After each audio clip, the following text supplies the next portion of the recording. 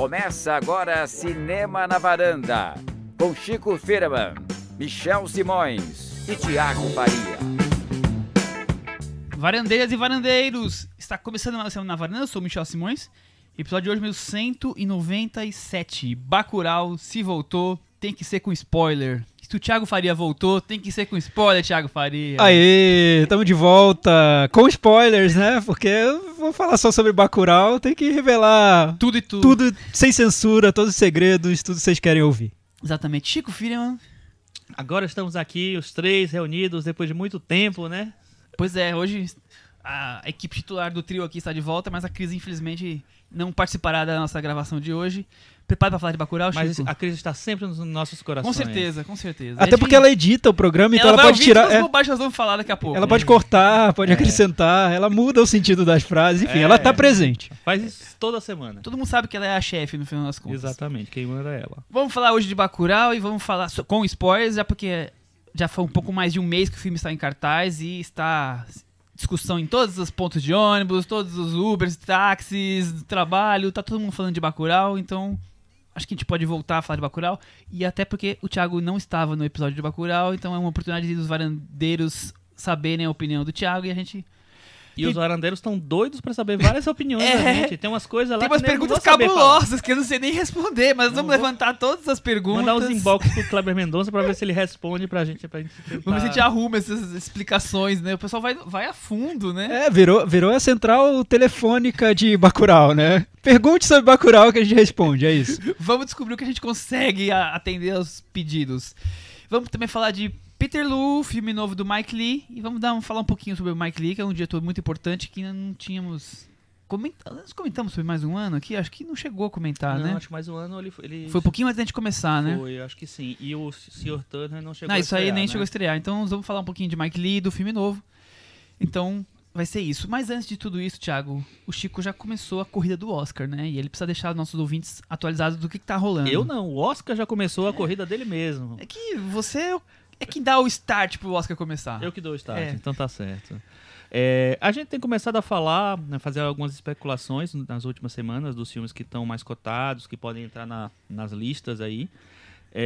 E aí, com o Thiago aqui, a gente, né, amarra mais um pouquinho e já dá nossas opiniões sobre filmes sobre que nós não vimos. Pode acontecer, sobre filmes que nós não vimos e alguns que nem estrearam ainda. Que ninguém viu ainda, né? Então... O pessoal do Awards Daily, né, que é um site que só vive disso, vive de Oscar e de prêmios, diz que o filme para bater ainda Era Uma Vez em Hollywood. Tarantino? Por quê? Porque eles comparam muito a situação do Tarantino no Era Uma Vez em Hollywood com a situação do Martin Scorsese em Os Infiltrados. Um filme que foi um grande sucesso de bilheteria, o Era Uma Vez em Hollywood é a maior bilheteria do Scorsese, né, de abertura, não sei se já bateu todos os outros, cheio de astros. O Tarantino é um cineasta muito famoso, muito querido, já indicado várias vezes, muito celebrado, mas que nunca ganhou. Então, parece até um pouco a situação, mas assim, o Martin Scorsese eu acho que estava em outro nível, né, um cara que há décadas já estava lá. Já tinha feito clássicos, fazia pelo menos 30 anos antes. A minha sensação sempre foi que durante alguns anos o Scorsese estava em busca do Oscar.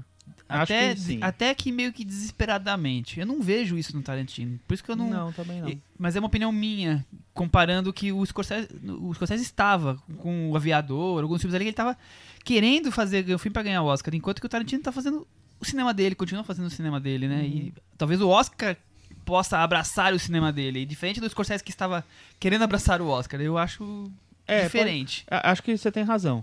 Mas, ao mesmo tempo, eu acho que é um filme que tem uma coisa meio universal. Assim, universal que eu falo no sentido de falar de cinema... Uma homenagem a Hollywood, né? Uma homenagem a Hollywood, tem um pouco de história, mas um pouco de Tarantino história.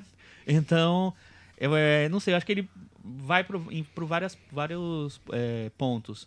E até agora, a temporada não está tão formatada ainda. Tem vários filmes que estão cotados, que estão mais bombadinhos, mas não existe um grande favorito, você não tem ideia ainda mais muito do que vai acontecer. E eu acho que isso favorece os cineastas mais conhecidos.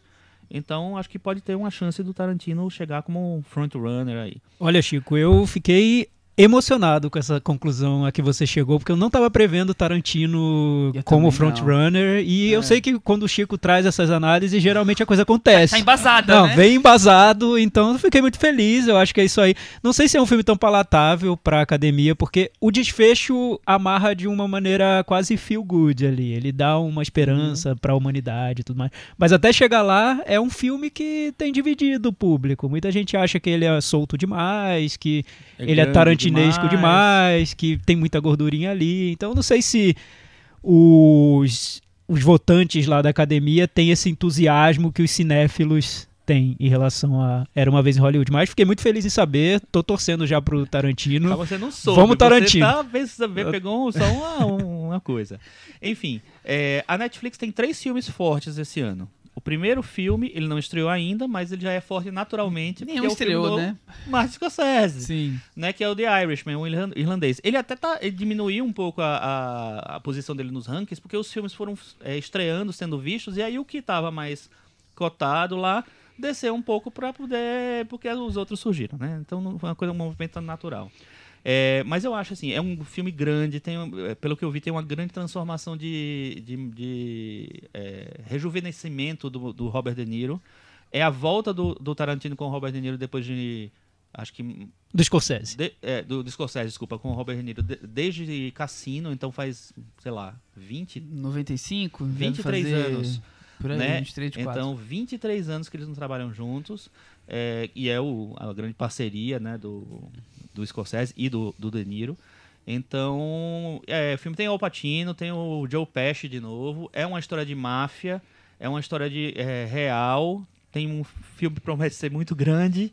Então, acho que tem todos os elementos para estar lá bem celebrado. Só que Netflix também tem uma história de casamento do Noah Baumbach, que fez muito sucesso de crítica. Ele foi elogiado em Veneza. Em Veneza e também em Toronto agora. É um filme que é baseado, vamos dizer assim, inspirado pelos filmes do Bergman, eu acho que principalmente os Cenas de Casamento. Tem o Adam Driver e a Scarlett Johansson, que estão super elogiados. Isso que eu ia falar, eles foram muito elogiados. Os dois. A Scarlett Johansson pode finalmente ser indicada ao Oscar, né? Ela já chegou perto lá atrás, no Match Point, no Encontros e Desencontros. Então eu acho que é um pacote meio completo, assim. Pode ser um filme de autor, para ser lembrado. E tem um terceiro filme da Netflix que o Michel falou que não foi bem na crítica da Europa, mas foi muito bem na crítica americana. Que é Os Dois Papas do Fernando Meirelles, que pode ser uma chance do Fernando Meirelles voltar à corrida do Oscar depois de... quantos anos, Cidade de Deus? Muitos, Jardineiro Fiel, né? Jardineiro Fiel também estava lá, é verdade. Então, o que vocês acham? Assim, Netflix tem 3 filmes. Com certeza 3 filmes vão ser indicados. Talvez eles consigam 2. Que aí eu acho que seria o História de Casamento e o Irlandês, sem ver o Irlandês, né? Vai que o Irlandês flopa total, mas no princípio... Ainda acho que, claro, é muito cedo, os filmes ainda... Tem filme que nem foi visto ainda, é tudo muito repentino. Mas eu acho interessante já começarem a surgir os frontrunners, né? Já começarem a surgir os filmes que nós temos que ficar muito de olho, que nós vamos ficar falando daqui até fevereiro, março, né? Tem um filme que também vai estrear, acho que em outubro ou novembro no Brasil, que é o Ford vs Ferrari, que é do James Mangold, diretor de Logan e diretor de outras coisas, não lembro mais, que tem o Christian Bale e tem o Matt Damon. Então é claramente um produto para Oscar. O Christian Bale foi bastante elogiado, para variar, né, no filme, então, e ele é querido pelo Oscar, é indicado até quando eles interpretam Cotovelo, então, enfim, eu acho que é um filme que vai chamar a atenção de alguma maneira. Um filme que o Thiago já viu, porque ele viu na Europa. O Thiago é outro nível, né? É muito chique, né? Pode ser uma super... surpresa nas indicações? Não digo surpresa, porque alguns filmes estrangeiros já foram indicados na melhor filme. Mas um filme coreano nunca nem chegou perto de ser. E o Parasite, pela recepção crítica que está tendo, ou o Thiago pode falar melhor, pelo momento e tal... Tá sendo cotado para melhor filme também. Então, chance, você vê chance? Olha, Chico, seria lindo. Nesse contexto em que o Tarantino é frontrunner, não seria surpresa ver Parasita entre os concorrentes a melhor filme. Também é um filme que tem esse espírito de querer abraçar vários temas e gêneros. Ele tem algo ali que dá para criar uma conexão com o cinema que é um pouco Tarantino no estado de espírito dele, de ser muito amplo, abrangente. É um filme sobre o momento que a gente estava vivendo, sobre conflito de classe. É uma comédia e ele é uma espécie de crowd pleaser. Então é muito legal ver esse filme numa sessão lotada. As pessoas interagem muito com o que acontece, riem muito. Então tem momentos de comédia, tem momentos de tragédia. O filme lida bem com todos esses elementos. É maravilhoso. Você tá querendo dizer que não vejam o filme em casa. Não vejam em casa. Vejam no cinema com bastante gente, que é pra... Então, influenciado pelo humor dos demais, é isso. Eu queria fazer esse apelo aqui sobre Parasita. Eu sei que é chato, parece o tio chato que pede, não, baixe o filme. Não. Imagina, eu nunca vou defender esse tipo de coisa. Eu já vi muito filme em casa porque eu queria ver, eu sou ansioso também. Mas o Parasita, ver Parasita num cinema cheio é uma experiência muito legal. A Paula já tinha dito isso aqui, ela viu o filme em Cannes. E eu tô totalmente de acordo com ela. Aliás, eu concordo com tudo que ela disse naquele episódio. Tem que ver Parasita num cinema cheio, de preferência. Muito bem, então fica esse comentário. Eu tô ansiosíssimo, mas eu vou esperar. Pra quem mora em São Paulo, o filme vai passar na mostra de cinema. Eu tive na festa de 30 anos da Pandora e a Pandora confirmou que o filme vai estar na mostra e que estreia 7 de novembro. Então, Chico, aguardem. Chico, tem uma pergunta um pouco polêmica do momento. O filme do Coringa, ele tem chances no Oscar? Olha, Porque é aquela coisa, eu saí de férias e muita coisa aconteceu, acabaram com a Amazônia e o filme do Coringa ganhou o Festival de Veneza. As coisas estão Não, estranhas. coisas né? loucas, né, nesse mundo. O que aconteceu, o filme Chico? do Coringa ganhou o Festival de Veneza dirigido pela Lucrécia Martel. Isso é o mais legal. Né, comandado pela Lucrécia Martel. Maravilhoso. Cara, eu acho incrível que o filme tenha ganho, porque eu acho que você acaba com barreira de filme de arte, filme de eu acho público incrível, ele e tá na tal. competição. Não, sensacional. Ganhar, então... É. Não tem no português um adjetivo pra substituir, é mais que incrível. Não, Acho que foi uma escalada, né? Coringa na competição, já é incrível. Coringa comparado com Taxi Driver, tá, maravilha, tudo bem. Coringa vencendo num júri liderado pelo Lucrécia Martel. Ah, gente, para o mundo, eu quero descer, não tem nada, não tá nada certo. Cadê o meu planeta? Alguém O que eu roubou. acho mais interessante é justamente isso, assim, tem muita gente revoltada porque o Coringa ganhou. Vamos ver o Gente, filme, né? Enquanto você não vê o filme, não fique revoltado. Exato, Depois você pode né? ficar à vontade, Enfim, né? Mas assim, a partir do momento que ele foi selecionado, você já via que existia alguma Alguma coisa coisa ali a mais. diferente no filme, né? Não necessariamente de qualidade, mas de temática, de formato, de maneira de conduzir o filme, não sei. E aí, quando você vê ele ganhar, assim, os últimos vencedores do Festival de Veneza ou ganharam o Oscar de melhor filme ou foram indicados. Então, Roma e A Forma da Água estavam lá para provar que Veneza tem mostrado a certa tendência do Oscar mesmo. Então, não sei, eu acho que as chances aumentam bastante depois disso. Era muito mais fácil o Joaquin Phoenix concorrer a melhor ator, porque ele já é o Joaquin Phoenix e o Oscar ama. Duvido que ele não vai ser Eu indicado. também acho que ele vai ser. Duvido. Não, e ele já é o Joaquin Phoenix e ele tá fazendo o Coringa que o Heath Ledger já deixou, já disse que ganhou. é Oscar material. Então, Já beleza. tem um indicado, já tem e a 4 partir vagas do momento que ele disputando. ganha o prêmio principal de Veneza e ele é celebrado em Toronto também, eu acho que a chance... O Toronto não saiu ainda até o momento da gravação desse Eu episódio. acho que nós estamos gravando domingo, deve sair hoje, provavelmente. O vencedor deve sair agora, né? Então, a gente deixa lá nos comentários quem foi. Mas de qualquer jeito, assim, se ele ganhar, por exemplo, Veneza Toronto, e Toronto é prêmio de público, tem vários filmes que venceram o Oscar que saíram de Toronto. Não quer dizer que eu acho que ele vai vencer o Oscar. Acho que isso aí tem um caminho ainda grande. Mas eu acho que a chance de ser indicada é muito grande. Muito grande mesmo. Eu tenho mais uma pergunta na linha do que o Thiago fez. E a Ad Astra, que deve estrear daqui a 2 semanas, devemos estar falando dele em breve. Então, a Ad Astra, ele teve uma bela repercussão no Festival de Veneza. Não ganhou nenhum prêmio, mas foi bem recebido. Foi bem recebido, tal. O Brad Pitt foi muito elogiado. Tem um lançamento muito grande. Quem é que é mesmo? A distribuidora? lançando, Não sei. É a Sony, é uma distribuidora grande. Lembrando que a Ad Astra é o filme novo do James Gray, diretor que a gente gosta muito, né? Aqui na O Varanda. Rick Miura disse que a gente gosta muito, porque a gente nunca falou de nenhum filme dele aqui, então as pessoas não A gente sabem. gosta secretamente. A gente gosta A gente secretamente. falou do Z, né? A gente Sim, falou do Z, claro. Que é a gente não verdade. gostou tanto. Ai, meu Deus do céu. Então, Mas a gente ama James Gray. Beijo pra você. Então, e aí o Ad Astra tá tendo um lançamento Amantes, que filme maravilhoso. gigantesco, assim. Gigantesco. Tem a Mariane Morizawa, que é crítica de cinema e mora em Los Angeles, né, mostrou uma rua tomada por cartazes do Ad Astra, por plotters do Ad Astra. É uma grande Então, aposta, é né? uma grande aposta, apesar de ser um filme do James Gray, um filme meio cabeça, né, e tal. Mas tá sendo bastante comentado. Só que até agora, nas listas de coisas, ele não tá tão bombado. Ele aparece, tipo assim, nos 10 seguintes, ou nos outros 10, mas não nos 10 principais.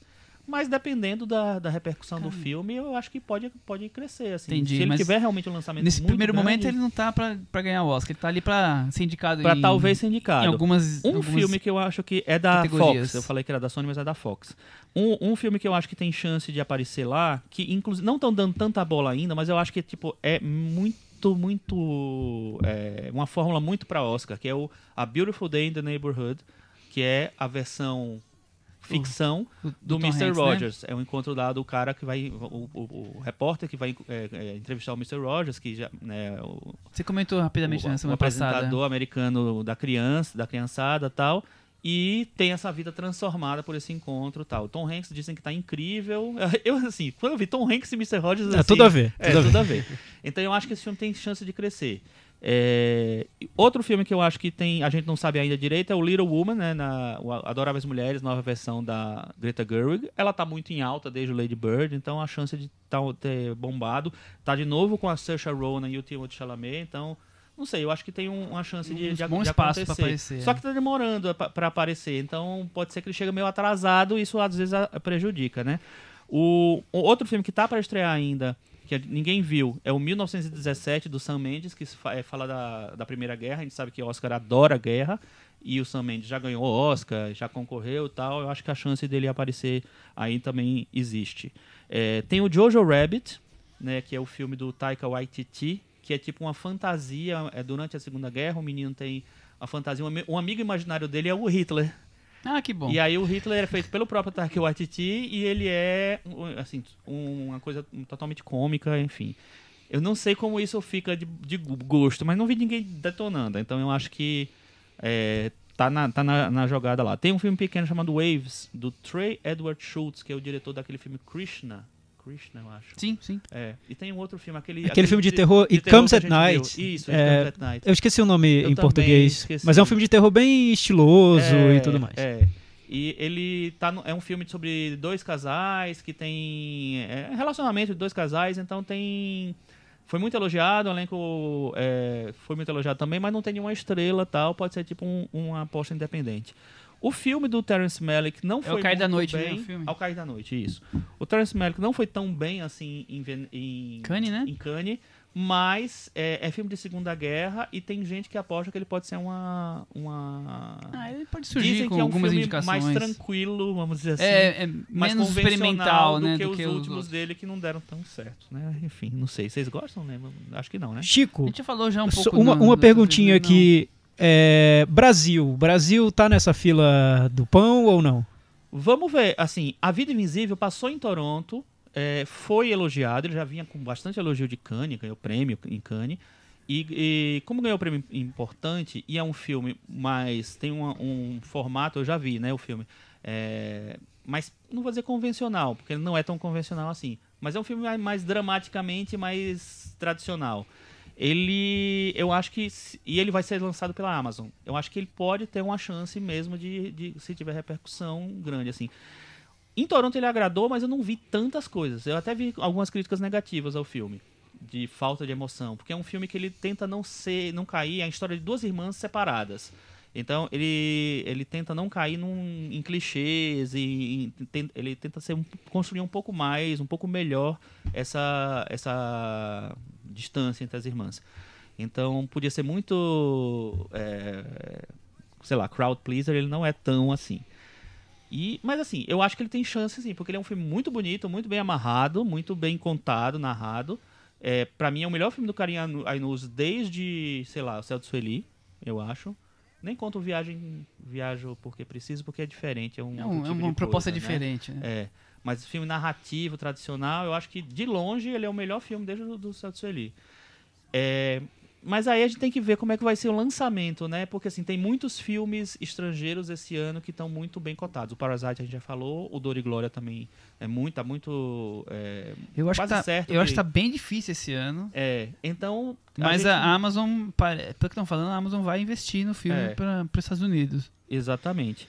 E só alguns filmes mais independentes que tem chance. Harriet, que é um filme sobre uma escrava negra vivida pela Cynthia Erivo, que é aquela atriz que faz a motorista de As Viúvas, o filme do menino lá do 12 anos de escravidão, que eu esqueci o nome. Dos 12 anos de escravidão. Ela é uma boa. atriz super premiada, já ganhou Tony e tal. Ela tá indo pro cinema agora, é o terceiro filme dela, o primeiro como protagonista. Ele estreou, se não me engano, em Sundance ou em algum festival no começo do ano e foi muito elogiado. Então eu acho que tem uma... E é assim, é um filme de mais um filme de escravidão sério. Que o Hollywood descobriu agora que pode fazer filme sobre escravidão. Então eu acho que ele vai ser olhado com carinho. Tem o relatório, né, o The Report, que também é da Amazon, e tem o Adam Driver e a Annette Bening, que é o filme do Scott Z. Burns, que tem chance, tá cotadinho e tal, mas como o Adam Driver tá em outro filme, talvez ele apague um pouco isso. E tem também o Queen and Slim, que é um filme que tem o Daniel Kaluuya e uma menina que tá super cotada pro Oscar de atriz, que eu agora não vou lembrar o nome dela, é Jodie alguma coisa. Que é da Universal, então ele vai ter um lançamento grande também. Algumas pessoas apostam em nós, mais em Us, né? Jordan mas, inclusive, a gente tem um desafio do tem Carlos desafio Lira aí nós vamos responder, Carlos Lira, fica tranquilo, nós vamos responder. Eu ainda acho difícil. Eu acho que se a Lupita Nyong'o, por exemplo, começar a aparecer nas premiações, nas indicações de atriz, aí isso talvez fortaleça ela para ser indicada ao Oscar, se bem que a atriz tem muita gente boa a princípio, eu não vi ninguém, né? Mas cotada, e talvez isso chame o filme mais para o jogo. Como Corra é um filme que teve uma ampla entrada nos prêmios, apareceu em vários prêmios, foi indicado a 7 Oscars, não, ou 5 Oscars, e ganhou um Oscar de roteiro original, quase ganhou o melhor filme, teve muita chance lá. Eu acho que pode acontecer, mas não sei, talvez não seja o momento dele voltar. Tem vários outros filmes que estão na jogada, mas eu acho que esses aqui, por enquanto, são os principais. Já deu uma bela geral, né? Ao longo da corrida, o Chico vai atualizando quem vai aparecendo, quem vai surgindo, como se fosse uma corrida de cavalos. E Chico, sabe qual filme eu queria ver? Entre os 7, 8 ou 9 indicados a melhor filme? Bacurau. Bacurau! Por que Bacurau não surge como uma fênix no Oscar? Né? É um filme forte, claro que atual, dialoga aí com questões mundiais, estreou em Cannes, ganhou um prêmio super importante lá, tá fazendo um sucesso enorme aqui no Brasil. Vimos uma história parecida. Carlos Vereza. Né? Menos Carlos Vereza e alguns outros. A gente viu uma história parecida com Cidade de Deus, né? Que não foi indicado a filme estrangeiro, mas surgiu como no ano seguinte, foguete de emoções e chegou lá nas categorias principais do Oscar. Olha, gente, o mundo tá mudando, as pessoas estão com a cabeça um pouco mais aberta, tem Tarantino aí, então... Bacurau, for your consideration da academia, assista ao Bacurau, quem sabe talvez vocês curtam. Muito bem, vamos aproveitar então esse ensejo e falar de Bacurau, retomar essa conversa sobre Bacurau agora, falando mais livremente, sem spoilers, tentando... Com spoilers. Com spoilers, pelo contrário, com muito spoiler, com todos 100%. A gente tá tão acostumado a falar que não vai usar spoilers, que já veio sem spoilers, né? Mas dessa vez a gente vai falar então, Thiago, tudo. Você que não falou nenhuma palavra ainda sobre Bacurau, boa. Porque eu e o Chico, a gente já falou bastante, então nós vamos entrar só nos spoilers, que a gente não vai ficar voltando a debater o filme. A gente sem falou spoilers. aqui no episódio com o Gustavo, depois a gente falou em todos os outros episódios com sobre todos o os filme. convidados. Aliás, belo episódio com o Guga. Guga devia ser elenco fixo, eu acho, né? Vamos trazer o Guga logo pra varanda? Semana, vamos oficializar Eu isso. acho que ele toparia, não sei. Mas adorei o episódio, vocês mandaram muito bem na minha ausência. Acho que ninguém sentiu minha falta mesmo, Como né? assim? Eu acho, foi apenas aquela a coisa. gente, né, Michel? Só que a gente já sentiu a sua falta. Enfim. E o público então tá aí desesperado pra saber qual a sua opinião sobre Bacurau, então, Thiago já Faria. começando eu adorei o filme, eu acho que é um dos melhores do ano. Na minha lista vai entrar lá nos top 5 com certeza. Só não é o melhor do ano, por enquanto, pra mim, porque tem esse maldito Parasita ocupando aí enfim, que eu acho... Mas são filmes, como eu disse, que dialogam. Uma sessão dupla desses filmes seria algo... Vocês veriam como as coisas se conectam, como são filmes muito parecidos, principalmente nessa discussão de conflitos de classe. Mas antes de falar sobre tema, que eu acho super importante, Bacurau é um filme muito amplo, ele quer abraçar muitos assuntos, muitas discussões, muitas reflexões, muitos gêneros, cabe muita coisa dentro do filme, acho que por isso que ele provoca tanta discussão, tanta controvérsia, tanta disputa. Às vezes eu li muito sobre o Bacurau e às vezes parece que as pessoas estão discutindo questões que são diferentes dentro do mesmo filme, né? Então as pessoas discordam por motivos diferentes ao falar sobre Bacurau. Mas antes de falar sobre tudo isso, eu acho que é importante falar sobre como ele funciona de uma maneira cinematográfica. Já que é um podcast sobre cinema, a gente ama cinema, tá sempre falando sobre isso. Eu acho que Bacurau, antes de tudo, é um cinema muito potente. Ele funciona como cinema. É um filme que ele quer transmitir uma sensação de mal-estar, de raiva em relação ao mundo em que a gente vive, a questões nacionais, enfim, e vários outros assuntos também, internacionais. E ele consegue transmitir. Parece uma coisa boba que esse sucesso, ao conseguir tornar a intenção do sentimento do filme algo palpável, algo que chega ao espectador, parece bobo, mas não é bobo, é super difícil, e o Bacurau consegue isso. Você assiste as sessões do filme e você nota que o público fica mexido pelo que vê na tela, né? Ele quer participar, ele quer se manifestar. Essa catarse que o filme quer transmitir chega no público de uma maneira que é incrível, é muito direta, e para que isso aconteça, é necessário usar vários elementos cinematográficos de uma maneira muito segura, muito precisa, e o filme tem isso. Então, antes de mais nada, ele funciona muito bem como cinema, ele é muito forte como cinema.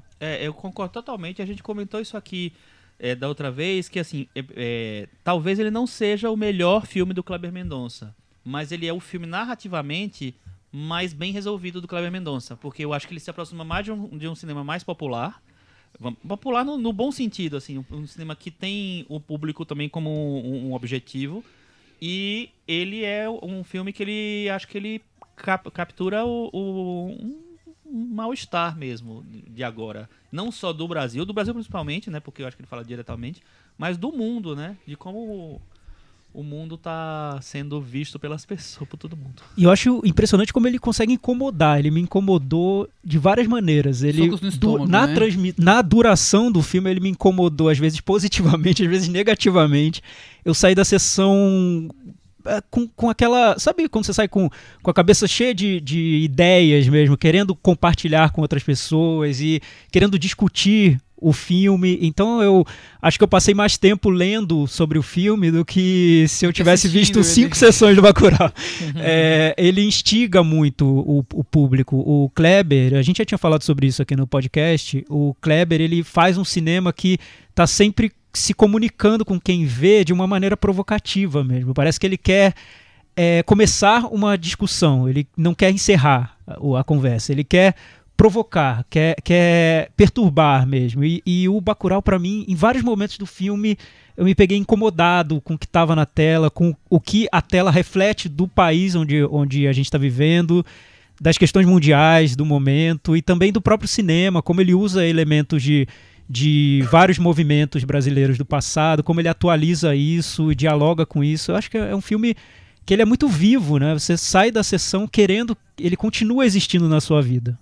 E não passa, viu? Porque nós já vimos o filme faz o quê? Umas 5 semanas, Chico? Por aí. E ele continua na nossa vida, Thiago. Você viu faz menos tempo, digo pra você que ele segue permanecendo aqui, nos provocando. E foi interessante ter visto depois da estreia, porque eu vi acho que 2 semanas depois da estreia. Então eu já entrei numa sessão, a sessão estava cheia, mas você notava ali no público, no início da sessão, alguns já com aquela intenção e também de mostrar que não é o filme não era tudo aquilo que estão dizendo, né? Não é, o hype tá um pouco demais. No fim da sessão o público todo estava entregue, aplaudindo, rindo, gritando. Então, como um cinema popular nesse sentido que o Chico trouxe, é um cinema que provoca uma resposta direta no público, em que encontra essa sintonia com quem está na plateia, ele é perfeito. Eu acho que o cinema brasileiro... E eu vi isso no Aquários, no filme anterior do Kleber. No final do Aquários também tinha uma reação grande do público. E aí a gente pode discutir se essa reação tem a ver com política, tem a ver com país, tem a ver com...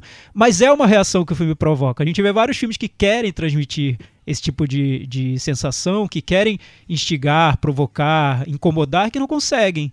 Então, esse impacto que ele provoca técnica envolvida, não é algo Sim. bobo, não é porque ele está só jogando para um discurso que o público quer ouvir ou usando não é isso, é cinematográfico, é recurso técnico. Então o filme tem um mérito aí que está sendo pouco discutido, eu acho. As pessoas estão discutindo mais as mensagens que o filme traz, as alegorias, né? e tudo, e não tanto a parte, o que ele tem de tecnicamente eficiente mesmo. É um filme muito forte. Eu acho que por isso que ele ganha prêmio lá fora, ele impressiona o Festival de Cannes.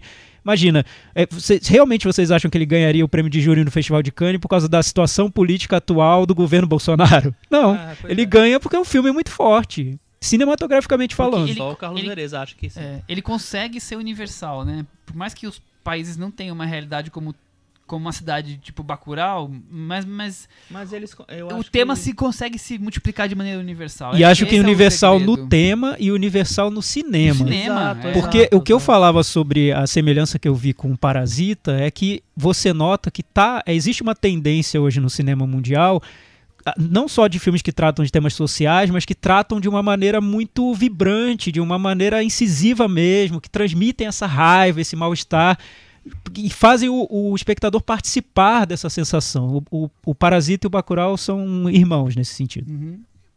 Muito bom. Vamos começar então agora a falar de spoilers, dúvidas e tudo mais.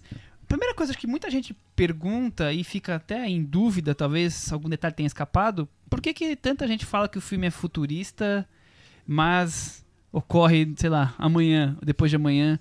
Vocês viram elementos, enxergaram elementos que indicam por que o filme é futurista ou não? Não sei se futurista é a palavra. Eu acho que talvez sei lá. Ou não está acontecendo hoje? Esse filme não está acontecendo hoje, na data de ou numa hoje. realidade paralela, não sei. Porque assim, como ele usa muitos elementos de cinema de gênero, né, como ele dá uma embalagem para o filme de um filme que não é realista muitas vezes, que é sabe, ele pega muitos recursos de que você não pega num cinema narrativo realista. Quando você traz esses elementos, parece que você não está vivendo a realidade de agora. Então, eu acho que ele brinca com isso. Eu acho que isso é uma das coisas mais incríveis do filme, porque assim, ele pega esses elementos, ele constrói a narrativa a partir disso e ele consegue ser muito preciso na mensagem política, social que ele tenta passar. Ele é um filme que ele é ficção, mas ele está tratando de uma coisa muito real, muito pontual do que está acontecendo no Brasil agora. Eu acho, sei lá, trazer isso para dentro do cinema. A gente comentou recentemente sobre o Eles Vivem, né? O Eles Vivem do John Carpenter e os filmes que são meio distópicos e mais tratam de política, falam do momento atual em que eles foram feitos. Eu acho que o Bacurau é um pouco isso. É um pouco, não é muito isso. Ele é um cinema de gênero, só que ele é totalmente ligado à questão atual. Então não sei se ele é futurista, mas eu acho que ele brinca de não estar falando da realidade, apesar de estar. Aliás, que timing que a gente fala de Eles Vivem quase que competentemente com Bacurau, né? Filmes que tem muito diálogo um com o outro. Quem não viu Eles Vivem, assista e depois ouça o nosso podcast discutindo o filme, que vale muito a pena. Tiago, você viu pontos futuristas aí? Por que as pessoas não estão vendo isso ou estão vendo isso? As pessoas veem porque o filme coloca isso, né? Ele começa já mencionando... O que fala no começo? Porque eu não lembro mais. Acho que é Oeste de Pernambuco, alguns anos para depois. Ele joga o filme no futuro, então ele é um filme no futuro. Porque eu não lembrava desses descrito, assim, mas o Kleber, numas entrevistas, fala que tem na abertura. Eu falei, então acho que aí já fica... Tem, ele faz de uma maneira um pouco sutil, porque tem isso no início, então ele já coloca o filme no futuro, num lettering, ele já joga o filme pro futuro, então é no futuro. Mas você não vê sinais claros ali de que existiria ficção científica. Sabe? Mas o filme, sutilmente, enfim, falar em sutileza em relação a Bacurau parece um contrassenso, porque não é um filme que quer ser sutil. Ele é um filme que quer ser muito claro, quer ser muito exagerado, então, enfim. Mas o que ele joga ali na duração é que essa ideia de que no futuro o Brasil teria virado um país em que a violência se tornou algo corriqueiro. Tem um ponto específico ali quase no final do filme, que a gente está dando spoiler, que num determinado momento mostra um aparelho de televisão e nesse aparelho de televisão está sendo transmitido um trecho de um noticiário e nesse trecho é sobre a volta das execuções públicas no Vale do Anhangabaú. Então, nesse Quem não futuro... sabe, o Anhangabaú é bem no centrão bem de no centro de São Paulo. Então, nesse futuro, voltaram a executar pessoas criminosas no Vale do Anhangabaú. Então, ele assume isso. é um país em que exagerou essa relação com a violência, com a execução de criminosos e tudo mais. A violência se tornou mais normal. E aí você consegue fazer uma conexão mais direta com essa trama dos estrangeiros que chegam ao país e usam algumas regiões mais interioranas como safari, onde eles vão caçar moradores por diversão. Sim, eu acho que além dessa parte do Vale do Anhangabaú na TV, e como a gente tem esse textinho falando que é alguns anos pra frente, mas eu sinto que a tecnologia tá ali muito dominada pelas pessoas de Bacurau. E se eu tiver foi um comentário preconceituoso, vocês me desculpem, mas eu imagino que hoje não tenha, assim, todas as pessoas de Bacurau, uma cidade como Bacurau, todos tenham celular e tenham todo o amplo domínio da internet e estejam acostumados a ver drone, como eles falam, é um drone como se não fosse um extraterrestre, sabe? Eu imagino que hoje no interiorzão do Brasil, nas regiões mais inóspitas, assim, longe das grandes cidades, que não tem essa proximidade tão grande com o celular que tem nas metrópoles de hoje. Então acho que isso também é um indicativo de que, tipo, mas isso deve estar rapidamente para acontecer, sabe? Nesse ponto eu não vejo tanto algo... engraçado, eu não sei, porque... Na mão, quando tem os sudestinos chegam, tá todo mundo lá dominando, todos usam... Eles têm um grupo de WhatsApp. Todo mundo hoje, mas daqui a 5 anos talvez esteja chegando em todos os lugares. O que eu acho é que o Kleber achou que... O Kleber, Juliano, sei lá... Pra eles era uma coisa meio superada. Eles não queriam tratar disso. Não queriam tratar que não chega a internet. Não, eu tô querendo dizer assim, é o futuro logo ali. Eu entendi. Então, é uma coisa tipo assim, pra eles já... Que eu acho que realmente já deve estar super... A gente viu também aquele filme do Marcelo Gomes, o documentário, né? Você assistiu, né? Assisti. O do Carnaval, esqueci. Eu estou esperando o Carnaval passar. As pessoas já estão... É uma cidade pequena, no interior de Pernambuco. Tudo bem que não é tão pequena quanto o Bacurau. Mas todo mundo já está conectado, já tem uma coisa ali. Eu acho que, na verdade, assim, eles não quiseram tratar disso. Eles já passaram para frente e talvez isso caia. Até na questão de ser um filme mais pro futuro, isso entra como uma coisa normal. Mas não me levem a mal, tá, gente? Tem internet em todos os lugares do Brasil. Não vamos falar que eu tô achando que não tem. Que as pessoas mas é bem sutil essa... Tá mais comum, tá mais no dia a dia. Mas é bem sutil essa relação com o futuro. Sim, é muito diferente do Divino Amor, por exemplo, que é um filme que tenta criar um cenário mais distópico do que seria o Brasil no futuro. Acho que não é tanto o objetivo do Kleber e do Juliano nesse caso. Num certo ponto eu fiquei até pensando se eles talvez tivessem incluído esse viés da narrativa depois de terem preparado a trama, porque não é tão fundamental para o que está acontecendo ali e talvez sirva mais para justificar essa subtrama dos estrangeiros chegando e aquilo tão comum, tão normal, aquele playground que o interior do Brasil se torna para quem chega aqui para se divertir e não está nem aí para o país, do que algo integrado, né? ou do que algo integrado realmente a essa narrativa principal de um povo que se revolta e se une contra um inimigo. Mas eu acho que tem um artifício aí nessa escolha que quando você faz simplesmente no dia de hoje, você está fazendo uma fantasia. Quando você fala que é daqui a alguns anos, você está fazendo uma crítica de uma coisa que pode se tornar a acontecer, entendeu? Eu acho que aí tem uma vantagem de você falar que é daqui a 2, 3 anos, por exemplo. O que eu acho... Pode brincar, tipo assim, nós podemos estar chegando nesse nível. Eu acho também que... Da violência, né, no caso. Tem uma coisa que, além dessa coisa da relação direta com o futuro, eu acho que tem uma relação direta com... tipo assim, eu enxergo um filme também como uma alegoria. Não só como isso, mas também como uma alegoria. Por quê? Porque o filme, eu acho que isso fica muito claro, até uma das perguntas que fizeram pra gente, o que é que vocês acham daquele negócio que eles tomam lá, que eles ficam doidões, do psicotrópico? Eu acho que tem duas coisas pra mim que eu leio, inclusive pode não ter nada a ver com a ideia dos diretores, mas eu acho que pra mim tem a ver com a proposta do filme. Primeiro, que é tipo assim, a gente vive numa situação tão absurda hoje em dia que só tomando um psicotrópico para suportar, ou então só tomando um psicotrópico para entender que isso está acontecendo, entendeu?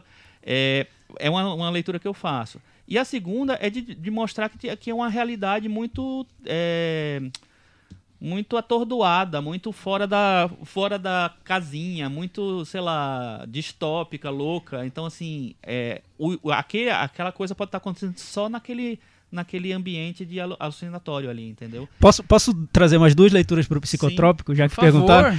Uma, eu vi uma coincidência total, isso é prova de que tá tudo, as ideias estão conectadas, estão no ar, com o psicotrópico que é usado no Era Uma Vez em Hollywood. Não sei se vocês lembram, quando o realismo do filme é quebrado e tudo vira fantasia no final do filme. Eles tomam uma... Não lembro o que era, se era uma pílula, se era um ácido. É um ácido, né? Então, esse psicotrópico que é usado na narrativa para quebrar essa impressão de que a coisa é realista. E realmente, eu tô com o Chico nisso. Eu acho que o filme é uma alegoria, sim. Eu concordo com quem escreveu que tem muitos aspectos realistas no filme. Tem, mas o que eu acho mais interessante na construção narrativa do filme é que tem elementos narrativos realistas no filme inteiro, mas tem em torno disso tudo uma grande alegoria. Você pode interpretar os grupos de personagens, as situações, como sintomas, como metáforas para realidades maiores, né? Então isso é uma alegoria. Então tem um aspecto de alegoria no filme e tem elementos narrativos que são realistas também. Tudo tá integrado ali dentro. Tá se integrando. E outro elemento do psicotrópico que eu vejo é algo da cultura tradicional daquela região que une a população e que quem está de fora não entende, mas que quem está dentro entende. Então eu vejo também essa interpretação no elemento do psicotrópico. Todo mundo ali sabe daquilo, mas é algo como quase secreto, né? Quase deles. Quase um ritual próprio. Exato. Né? O Kleber Mendonça Filho tweetou falando o seguinte: muita gente perguntando o que tem na sementinha de Bacurau. Tem coragem, tesão e compaixão, coisas que não faltam em milhões de brasileiros. Tá. Então, mas eu acho que, na minha opinião, pelo menos o que eu absorvi foi isso que o Thiago falou por último. Dessa coisa do tipo, nós aqui de Bacurau compartilhamos esse psicotrópico, que é uma forma de nós nos conectarmos como o mesmo povo que vive e cresceu na mesma cidade e nos entende, e quem é de forasteiro de fora não vai entender o que é isso, porque é uma coisa que é nossa, então a gente toma e fica na mesma página, digamos assim, no mesmo tom. Mas assim, explicações do detalhe... ele abre para interpretações, né? Esse é o segredo do filme, e quando você trabalha com alguma chave de alegoria, você está abrindo para que as pessoas interpretem de várias maneiras. Que eu acho que o filme Bacurau, ele atualiza tanto o cinema novo quanto o cinema marginal. O cinema novo era um cinema construído em torno de alegorias também. Eu lembro que eu fiz uma pesquisa grande sobre os filmes do Glauber, sobre a maneira como eles eram recebidos pela crítica, e eles dividiam muito a crítica brasileira. Então, Deus e Diabo na Terra do Sol, quando estreou, teve um quadro de cotações no Jornal do Brasil e tinha cotação máxima, cotação mínima. Ele dividiu. Então, essa controvérsia que hoje tem do Bacurau, com pessoas criticando o filme, isso na época do cinema novo era super comum e existia. E muitas críticas que eram feitas a filmes como Dragão da Maldade contra o Santo Guerreiro, Deus e Diabo na Terra do Sol, que eram filmes que funcionavam muito bem como alegoria, mas que muitos críticos não gostavam da maneira como os personagens eram desenvolvidos, como a narrativa era criada. Então alguns tiravam sarro e diziam assim, olha, não entendi nada, mas aí saí do cinema, fulaninho disse que aquele personagem representava o político, aquele personagem representava o imperialismo, aquele outro representava o capitalismo, e aí o filme faz sentido. Então é uma maneira de tirar sarro de filme alegórico. Aí é engraçado como o Bacurau, para mim, no meu ponto de vista, atualiza essas alegorias pro momento que a gente está vivendo. Dá para ser visto como um filme alegórico, sim. E do cinema marginal, ele pega essa sensação de mal-estar que tinha nos filmes dos Ganzerla, do Bressani, no período mais difícil de produção do cinema brasileiro, em plena ditadura militar.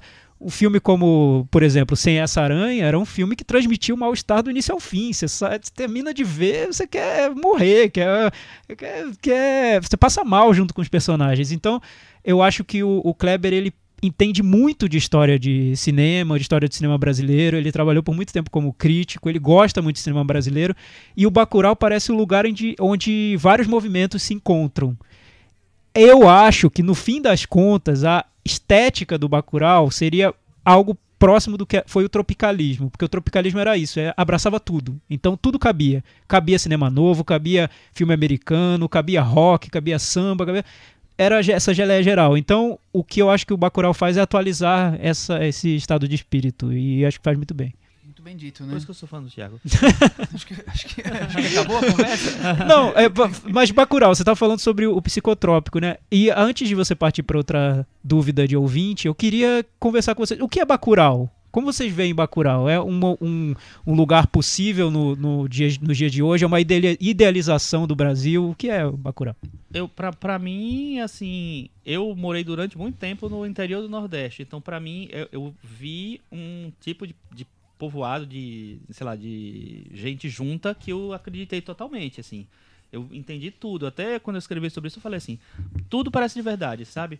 As crianças, as conversas, o comportamento, a coisa pequena, a vida pequena, sabe? A vida o cotidiano mesmo. A proximidade do vizinho. A história dos caixões, a morte ser uma coisa que é quase quase não, é uma parte fundamental da vida, né, do processo da vida. Então a morte é muito mais entendida não como um grande evento, como uma coisa que vai acontecer, que tá lá para acontecer. Então eu acho que tudo aquilo, inclusive o Sertão Verde, assim, que é uma coisa que todo mundo acha que o sertão é só barro e terra e tal, não sei o que lá, mas só terra seca. Tem Sertão Verde também durante boa parte do ano e tal. Então, pra mim, assim, foi muito, muito bonito ver uma coisa de verdade. Eu achei, sabe, apesar de toda a ficção que tem no filme, aquela comunidade, aquela maneira como as pessoas se unem, se juntam ali, é muito de verdade pra mim. Eu que, infelizmente, pouco conheço do Nordeste, eu só fui pra Fortaleza poucos dias, então não vivi esses lugares. Eu fico com essa sensação que o filme me incomoda, porque ele mostra a visão, além de mostrar a genuinidade do povo, ele mostra qual é a visão das grandes cidades, aqui eu como paulistano, do paulistano para com o interior.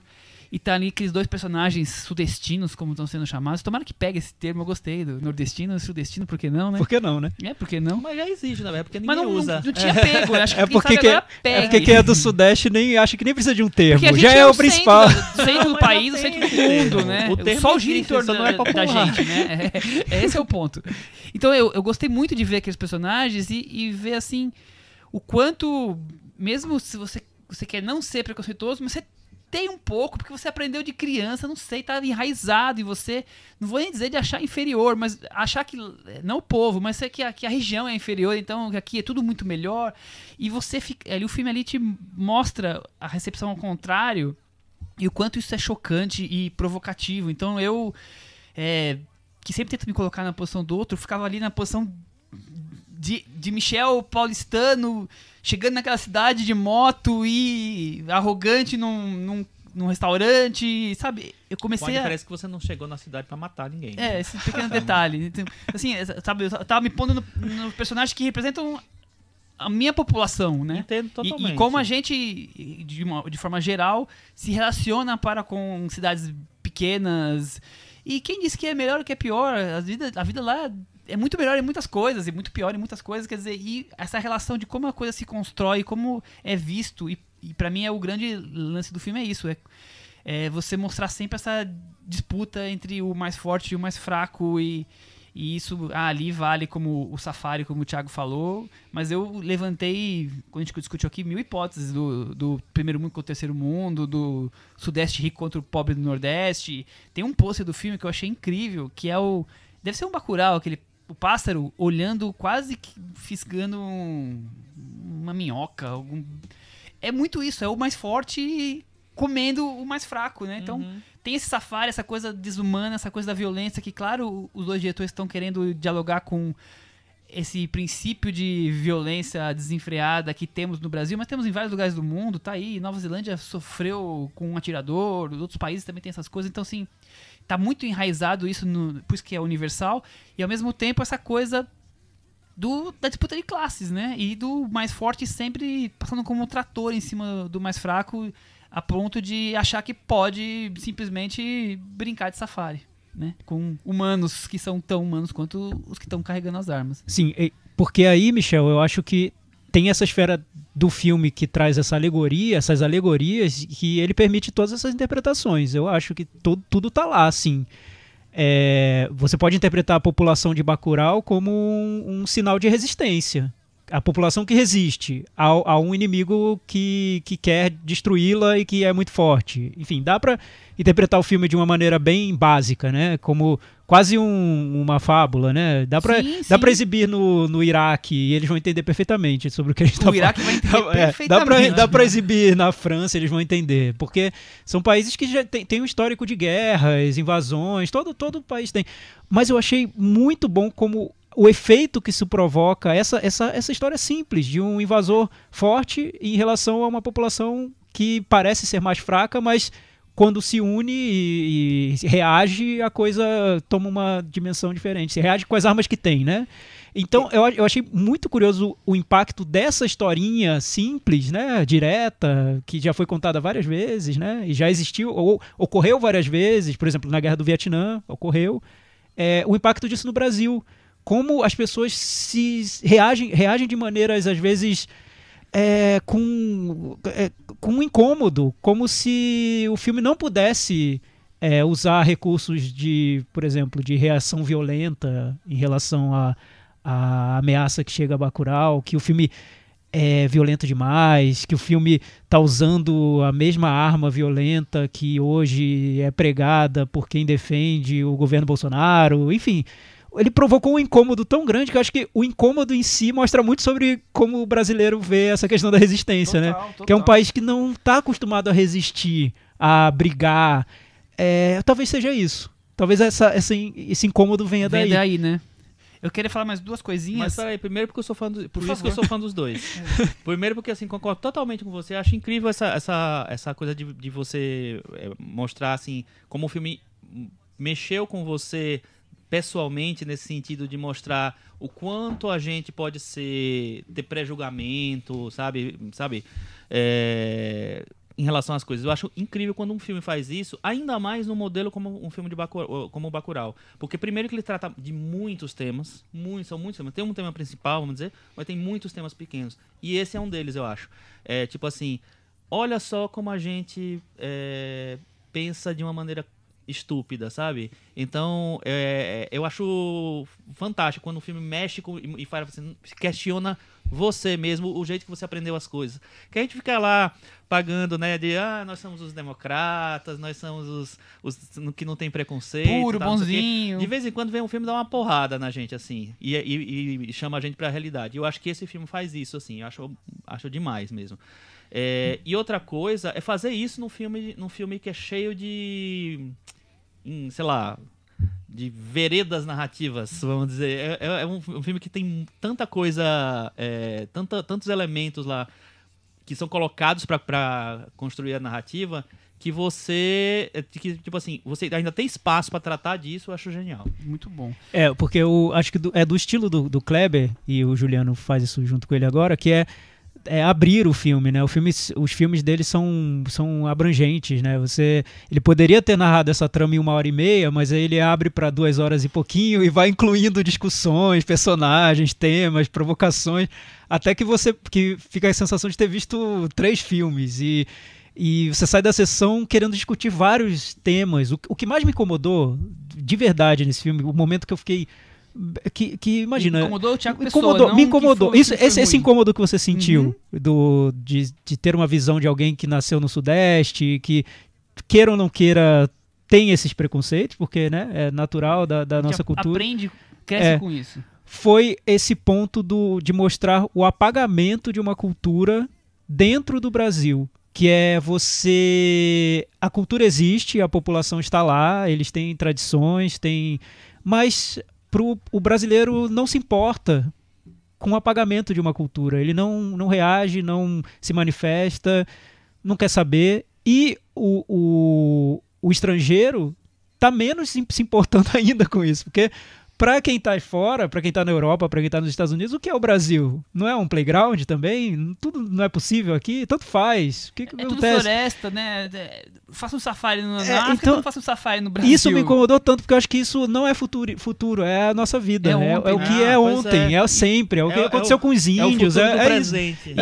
Isso vem com umas coisas que eu ia levantar, que eu peguei uma frasinha que o Kleber falou numa entrevista, repetições históricas daquilo que o Brasil faz consigo mesmo. Sim. Pra ele, uma das coisas que o filme E sempre fizemos. Sempre fizemos. Não é nada novo. É que o filme joga na nossa cara, né? Exato. Isso eu acho genial. Cadê as perguntas, Michel? Vamos para as perguntas dos nossos queridos ouvintes varandeiros pra gente poder encerrar a conversa. Enquanto eu tô pegando as perguntas, tem muita coisa, eu lembrei muito de um livro que eu queria lembrar o nome, mas é o livro que mais me conectou com o Bacurau. É algo como, por exemplo, a disputa dos cães raivosos contra os pacatos artesãos. Não é esse o título, mas era alguma coisa parecida. Que é uma cidade pequena, não é um livro brasileiro, onde os artesãos são calmos, pacatos, trabalham, e aí entra um cara de uma guerra, um general de guerra com seus soldados, eles invadem e começam a matar e tomar conta da cidade. E o povo vai aceitando, ao contrário do que é Bacurau, mas assim, vai tranquilo, vai aceitando e sendo dizimado, as mulheres sendo estupradas, aquela coisa toda. E o final do livro é eles ganharem pelo cansaço. Os artesãos ganham com a sua passividade pelo cansaço, pela paz, pela tranquilidade. Chega no ponto que os violentos, agressivos, acabam desistindo e vão embora e os artesãos voltam a viver na sua paz. Quer dizer, me conectou muito com essa coisa de vir um povo e massacrar o povo que estava lá tranquilo, mas no caso do livro a mensagem é oposta. Aqui, Bacurau é um filme sobre resistência, né? Ali a resistência era não vamos sair do nosso tom. Eu li pequenininho, fininho, mas eu lia, sei lá, 30 anos atrás. E é alegoria, né? Porque o Kleber e o Juliano não estão dizendo pra gente pegar em arma e acordar o Lunga e sair e abrir o museu. Não é isso, gente. Vamos sério. Tem coisas que me chocam ainda, que é como é simplista o raciocínio de muitas pessoas em relação a um filme, é uma obra de arte, é uma obra de ficção. Gente, metáfora, alegoria. Ele não tá pedindo pra gente pegar em arma e sair atirando em todo mundo. Pelo contrário. É um filme sobre resistência. A resistência pode ser feita de várias maneiras, né? Então, vamos seguir. Thales Salgado, como enxergam o fato de que a igreja ter se tornado depósito? À primeira vista parece simbolizar a separação de igreja e Estado. O povo deposita a crença no conhecimento e história e isso diminui a necessidade de um terceiro espaço de comunhão. O microcosmo do vilarejo estar resolvido em questões de liberação sexual os torna independentes dos dogmas? Difícil, é interessante. Quem é hein? a pessoa? Thales Salgado. Thales, eu acho que faz sentido. Porque eu vejo um pouco o Bacurau como, por um lado, ele é bem realista nessa maneira como o Chico descreveu. Ele conhece mais do que eu também. Eu conheço o Nordeste, mas não nessa profundidade toda. Ele é bem realista na maneira como ele constrói uma comunidade, os laços de comunidade, mas ele também tem uma camada de idealização no sentido de qual é o Brasil que a gente quer, né? Qual o Brasil que o Kleber quer, que o Juliano quer? Talvez seja esse, o Brasil de Bacurau. E nesse ponto, essa discussão sobre onde entra a igreja nesse Brasil, eu acho interessante, acho que o filme traz sim. Porque ele joga com onde entra a política num país que teria fortes laços comunitários. Por que teria espaço para um político que manipula a população? Talvez não, talvez a população fosse mais ativa nesse sentido. Então, eu acho que tem um quê no filme de idealização, do Brasil que pode ser sonhado, né? E não o Brasil que existe. Eu acho que de uma maneira simplista, você poderia falar que onde você guarda as armas é o local onde você menos esperaria que o seu inimigo fosse procurá-las. Por aí seria a igreja. Mas eu acho que o Kleber e o Juliano não escolheram o depósito de armas na igreja só por causa disso. Eu acho que deve ter alguma coisa que você tá, como o Thales levantou, como o Thiago falou aqui, de mais elaborado, a alegoria dessa relação da igreja com o Estado. Eu acho que tem muito mais. Mas, por um lado, nas guerras a gente encontrou... Eu fui agora na Europa e tinha um local onde se esconderam os 8 paraquedistas que tentaram matar um cara nazista, esconderam dentro da igreja. Então, sabe, a igreja sempre foi um local seguro, dentro do que pode ser seguro. Entre os outros locais, a igreja seria o mais seguro de todos, né? Mas no filme a igreja praticamente, assim, perde o sentido de igreja, né? Ela é muito mais é quase um espaço físico que eles ocupam ali. Não sei, eu acho que eu gostei do que o Thales falou, eu gostei do que o Thiago falou. Eu acho que tem um pouco disso também sei lá, deles terem desenvolvido um tipo de cotidiano, de vida, em que a igreja ocupa um papel talvez não tão determinante, assim. Eles criaram as próprias regras deles, não sei direito. É uma comunidade que você nota que é mais libertária, né? Em tudo, na sexualidade e tudo mais. E pode parecer até irreal, e eu vi algumas pessoas criticando, como se fosse um pouco ingênuo, né? Bacurau, então, tudo de bom acontece em Bacurau. As pessoas de Bacurau são boas, são perfeitas, são maravilhosas, enquanto todo o resto do país é feito de gananciosos e tudo. Então, quando você analisa o filme de uma maneira mais alegórica e menos direta, menos realista, esses elementos começam a fazer sentido de maneiras diferentes. Então, ele não está querendo dizer que o Nordeste só tem gente do bem, enquanto o resto do país só tem gente do mal. Ele está querendo mostrar que aquela realidade de Bacurau seria uma possibilidade de um Brasil diferente que está sob ameaça. Então, vamos tentar, né, analisar o filme além do que está muito óbvio, jogado na tela, pensar um pouco mais. Ele é feito por pessoas inteligentes, eu garanto. Eu já conversei com o Kleber, eu já não conheço o Juliano, mas são pessoas inteligentes. Tem cara de ser inteligente. É que eu leio algumas resenhas que parece que o filme foi feito. É esse preconceito que vem muito do Sudeste. Infelizmente, eu nasci no Rio de Janeiro, eu morei grande parte da minha vida em Brasília, e Brasília a gente tem o privilégio de conviver com pessoas do Brasil todo. É um lugar que tem pessoas de todo o país e tudo mais. Mas quando eu cheguei em Brasília com 12 anos de idade, o meu maior choque foi notar que o mundo não era o Rio de Janeiro. As pessoas falavam com outro sotaque, olha só que absurdo. Existe, né? Sabe que quando Então assim, gente, isso a gente vê nas resenhas sobre o filme. Vamos tentar sair um pouco da nossa posição defensiva de quem mora no Sudeste e quem acha que o resto do Brasil tá numa posição subalterna, que são todos subdesenvolvidos e bárbaros, sabe? Não é assim, tem gente muito inteligente. Vamos refletir, né? Vamos refletir. Só completando rapidamente, é bobagem, mas eu acho que cabe. E dando uma versão inversa para o que você falou de quando você chegou em Brasília e percebeu que o mundo não era o Rio de Janeiro. Eu, quando era criança, assistindo as novelas da Globo, eu ouvia sotaque paulista, sotaque carioca, e para mim, eu não percebia que eram dois sotaques diferentes. Pra mim era um único sotaque, diferente, que era o diferente do meu. Entendeu? Boa. É interessante como essas coisas se Muito organizam boa. na cabeça das pessoas. E como, Chico, curiosidade, como você via quando as novelas da Globo tentavam falar sobre o Nordeste? Sempre foi uma coisa muito feia, muito horrível. Assim, Sotaque depois caricato, que né? você chega num determinado ponto de... Sei lá, você vai com 12, 13 anos, você vê que é tudo muito absurdo. Ou é muito fake, muito caricato, muito ridículo. O sotaque era horrível, sempre foi muito feio, muito... Então, quando começou uma onda, já nos anos 90 para o 2000, de trazer um sotaque realista do Nordeste, assim, acho mais no 2000, na verdade, assim, foi um bálsamo. Eu nem via novela mais na época e tal, mas assim, foi um bálsamo, porque foi assim, nossa, você tá vendo as pessoas falando elas falam realmente do jeito assim, como se fala, sabe? né? Você não fica falando que nordestino fala assim, entendeu? Vice. Oi, Imaculada, quando chegar, não sei o que. Isso é ridículo, sabe? Não, então era um negócio muito, muito feio, muito triste. Parecia que era uma outra dimensão. Enfim. Muito bem.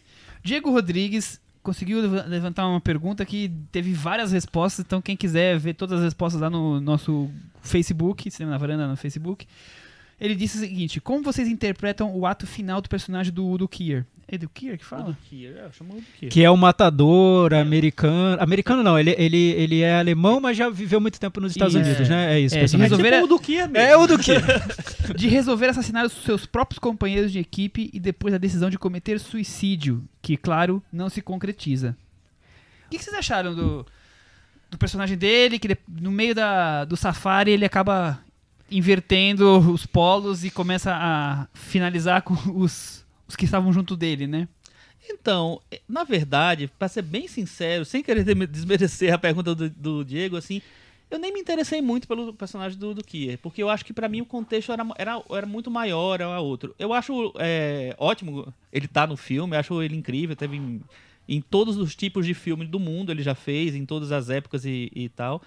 Mas pra mim ele, assim, eu vejo ele como um soldado. Então, quando esse negócio do suicídio, pra mim, esse tipo soldado viu que não tem mais chance e vai se matar, sabe? Não quer se render ao inimigo.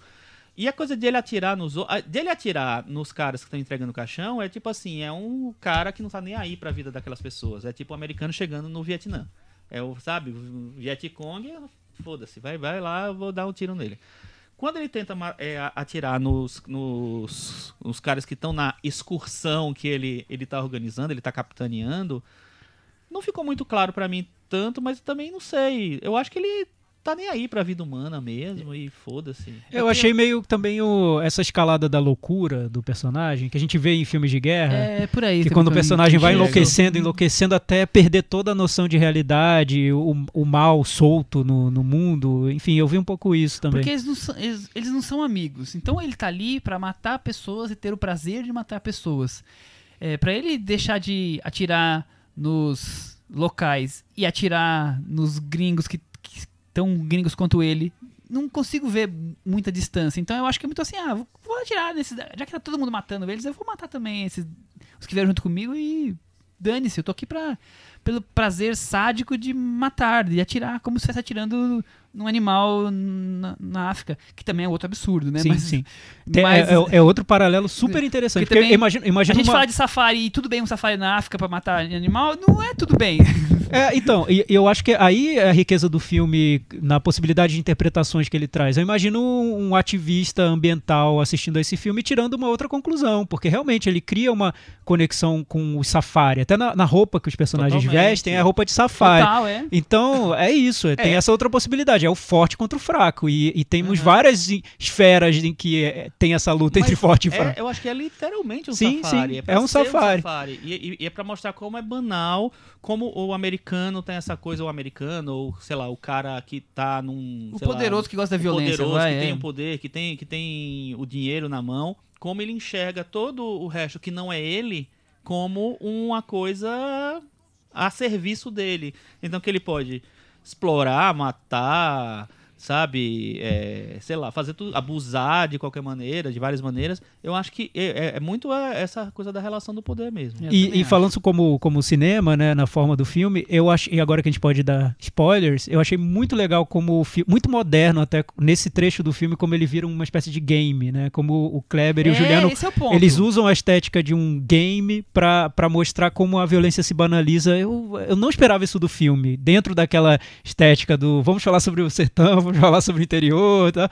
Eis que surge a estética de videogame. Eu acho que o cinema do Kleber, junto com o Juliano nesse filme, ele tá num patamar de discussão internacional entre os principais diretores do momento. Porque, com certeza. E a altura mesmo, e alguns elementos acima de muitos deles. Nesse, por exemplo, misturar gêneros, combinar gêneros dessa maneira é muito radical, não é tão simples comum, assim. Né?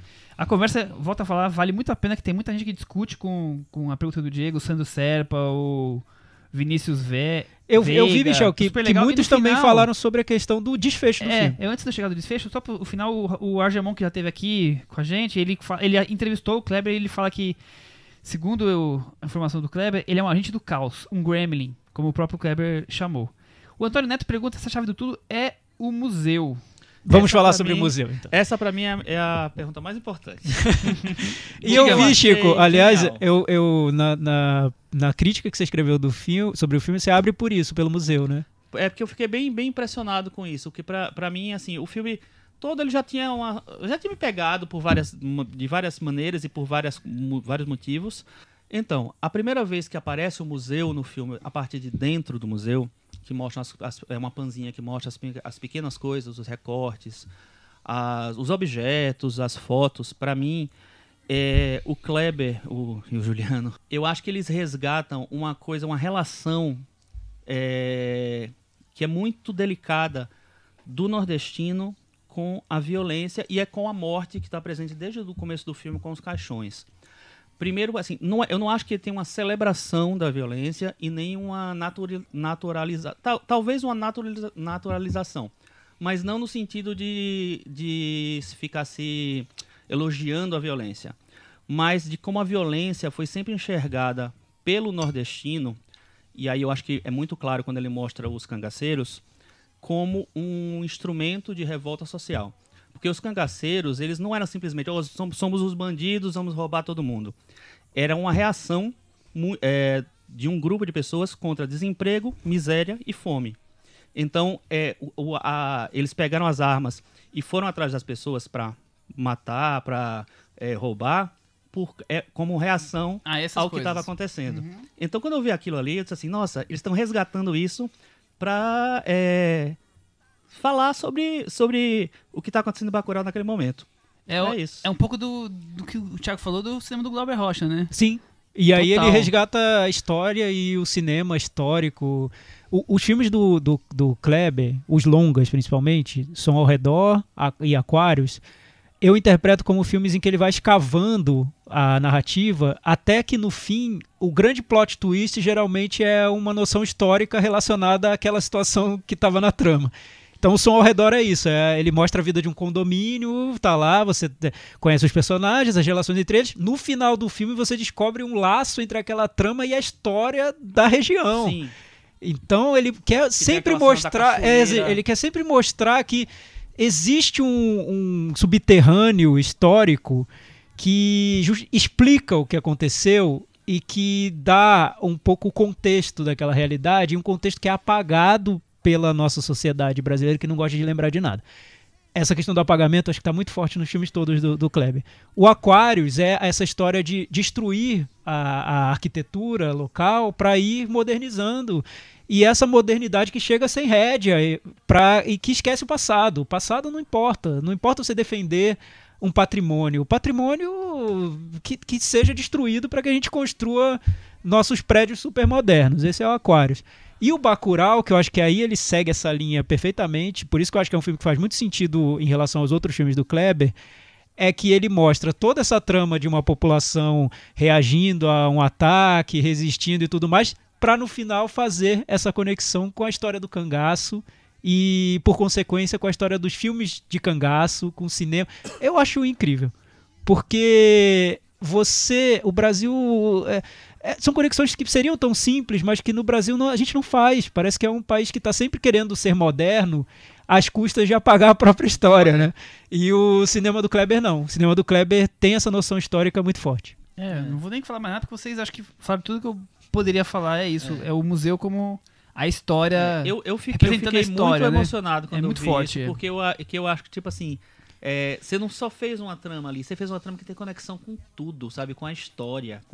Eles falam que eles estavam há 10 anos trabalhando nesse roteiro, dá pra ver o trabalho de 10 anos aí, o quanto eles pensaram, vamos inserir tal coisa pra poder representar aquilo ali adiante, quer dizer, eu acho muito bem, muito bem. A vitória do Bolsonaro há 10 anos, né? Kleber, que você não avisou a gente?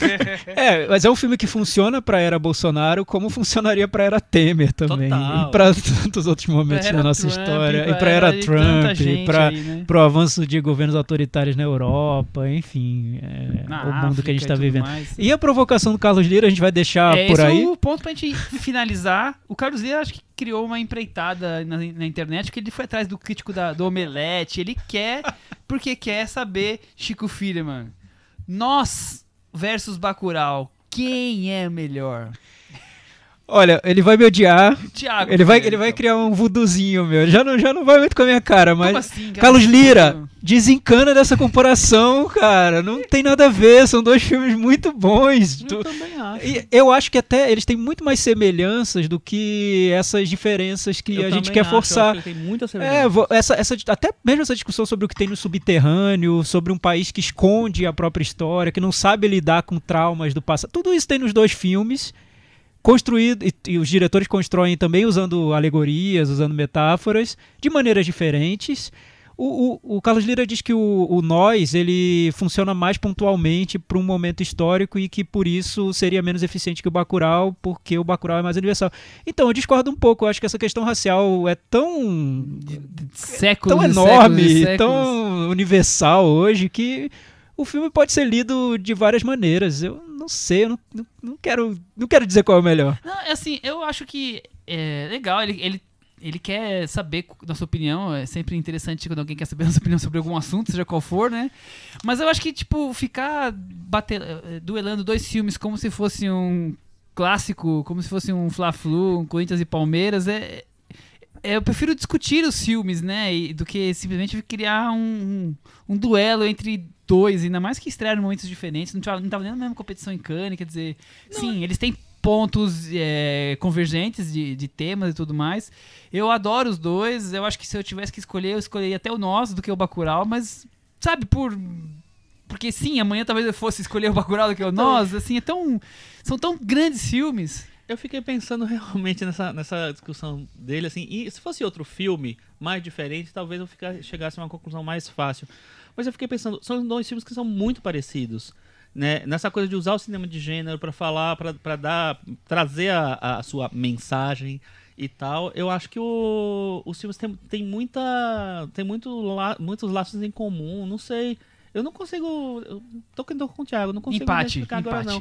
Os dois filmes hoje estão no meu top 10, talvez no meu top 5 do ano. Não sei, talvez. Deixa no final do ano eu descubro quem vai entrar primeiro. São dois dos grandes filmes do ano. São. Isso eu acho. Carlos Lira. São dois filmes que estão no meu top 5 também. Fica calminho, Carlos Lira. E os dois são bons, tem espaço pra todo mundo. Eu acho que faria até mais sentido comparar, sei lá, Bacurau com Aquários, né? Porque aí você pega uma obra de um diretor e compara. Sim, mas são bem diferentes também, né? Bom, vamos encerrar.